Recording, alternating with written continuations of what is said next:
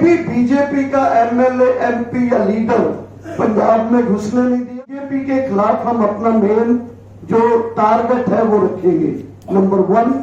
Number 2, देश में जो बड़े घराने हैं अडानी अंबानी, इनका बॉयकॉट करेंगे। बॉयकॉट किया गया। पंजाब में सेंट्रल गवर्नमेंट का जो सिंबल है इंडियन रेलवे, उसकी एक भी गाड़ी हम ना आने देंगे ना जाने देंगे। आज भी ये सोचने की जरूरत है कि हम संयुक्त किसान मोर्चा की तरफ से ऑलरेडी ये सोच रहे हैं, ऑलरेडी हमने अपने डिमांड चार्टर को आगे बढ़ाया है। कर्जा मुक्ति और पूरा दाम का नारा देते हुए एमएसपी और कर्जे की मुक्ति और साथ दूसरे इश्यूज को लेते हुए संयुक्त किसान मोर्चे ने कॉल दी है 3 अक्टूबर को लखीमपुर खीरी के हमारे शहीदों की बरसी आ रही है। उस दिन पूरे देश में हमारे किसान जो है ऑब्जर्व करेंगे शहीदी दिवस, और हर तहसील और डिस्ट्रिक्ट हेडक्वार्टर में हमारे किसान संगठन संयुक्त किसान मोर्चा के बैनर के साथ उन शहीदों को श्रद्धांजलि देंगे और साथ ही केंद्र से मोदी सरकार के पुतले जलाएंगे और अजय मिश्र टैनी की बर्खास्तगी की मांग करेंगे। उसके बाद 26 नवंबर को जब हमारे 2020 के बाद दूसरी सालगिरह आएगी आंदोलन की, उस दिन फैसला किया है एसकेएम ने कि उस दिन पूरे देश में गवर्नर हाउसेस की तरफ मार्च किया जाए और गवर्नर को जो नया डिमांड चार्टर है वो पूरे देश से केंद्र सरकार को भेजा जाए।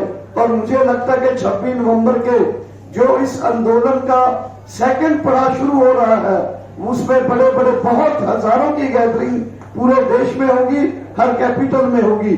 और ये इसलिए भी जरूरी है कि हमारा निशाना जो होना चाहिए कि देश में जैसे अभी राजनीतिक पॉलिटिकल पार्टियां, रीजनल जो पार्टीज, रीजनल और अपोजिशन पार्टीज, वो भी कोशिश कर रहे हैं कि मिलके एक आने वाले समय में जो बीजेपी आरएसएस का हमला है उसको कैसे रोका जाए। लेकिन मैं ये बात यहां से स्पष्ट रखना चाहता हूं, ऐलान भी करता हूं ये कि साथियों, फाशीवाद को तभी रोका जा सकता है, तभी हराया जा सकता है अगर इस देश के हर मोहल्ले में, हर बाजार में, हर खेत में, हर खलिहान में अगर किसान, मजदूर और मेहनत का स्रोत अपने घरों से बाहर आएंगे। और वो तभी आएंगे जब हम लोग अपने संगठनों की एकता बना के यूनिवर्सिटियों में, कॉलेजेस में, फैक्ट्रियों में, गांव में, खेतों में, खलिहानों में एकजुट होके आएंगे और अपने इश्यूज के ऊपर आएंगे। हम एमएसपी के लिए आएंगे और कर्जा मुक्ति के लिए आएंगे। विद्यार्थी लोग नई विद्या जो एजुकेशन पॉलिसी है उसके लिए आएंगे। मजदूर आएंगे 4 कोड का विरोध करने के लिए। और फिर उनकी यूनिटी बननी चाहिए आपस में और देश का जनता का एक जो ड्राफ्ट चार्टर है वो बनना चाहिए आने वाले दिनों में। और आने वाले दिनों में हमारे आंदोलन से यही सीख मैं सोचता हूं कि लेनी चाहिए कि अगर हम किसान आंदोलन की यूनिटी और किसान आंदोलन के स्पष्ट निशानों को और हमारे दुश्मनों को ठीक अंकित कर लेते हैं और देश में कॉल देते हैं कि आओ इन दुश्मनों के खिलाफ लड़ाई लड़े, कौन कभी कर स्पष्ट हमारे दुश्मन है, कौन हमारे दोस्त है, इसको लेकर एक शांतमयी लंबा आंदोलन, एकजुट आंदोलन, जनता का आंदोलन करें, उसी से इस फाशीवादी रथ को रोका जा सकता है। और रोकना जरूरी है। इस हॉल में बैठे हुए लोग ज्यादातर इस पक्ष में है कि जो खतरा मंडरा रहा है हमारे ऊपर दिल्ली तख्त के द्वारा, ये हमारे आने वाली पीढ़ियों के लिए बहुत बड़ा खतरा है। आने वाले डार्क टाइम जो है वो आने वाले डार्क टाइम हिटलर जैसे राज की तरफ हमें संकेत देते हैं, हिटलर शाही की तरफ संकेत देते हैं। और अगर हिटलर शाही यह पूर्ण रूप से आ गई तो ना कोई कलम चलेगी, ना कोई आवाज उठेगी, ना जुबान खुलेगी, ना राइट्स मांगे जाएंगे, ना हम बोल सकेंगे, हर चीज पर पाबंदी होगी।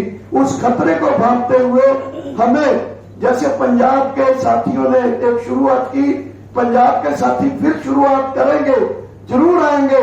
हरियाणा में पूरे देश में संयुक्त किसान मोर्चे का नेटवर्क बन चुका है, बना हुआ है, मुद्दे स्पष्ट हो गए हैं।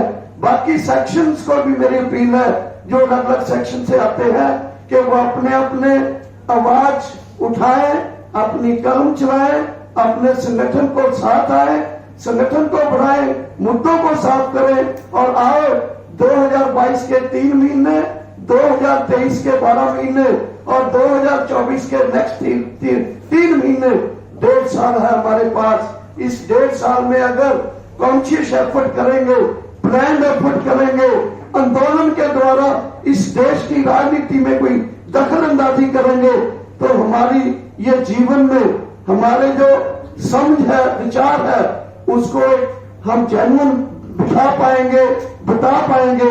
अदरवाइज आने वाले हमारे बच्चे, हमारी पीढ़ियां हमको गालियां देगी, हमसे सवाल पूछे जाएंगे कि आप तब क्या कर रहे थे जब तुम्हारे सामने इतना बड़ा एक चैलेंज रखा जा रहा था।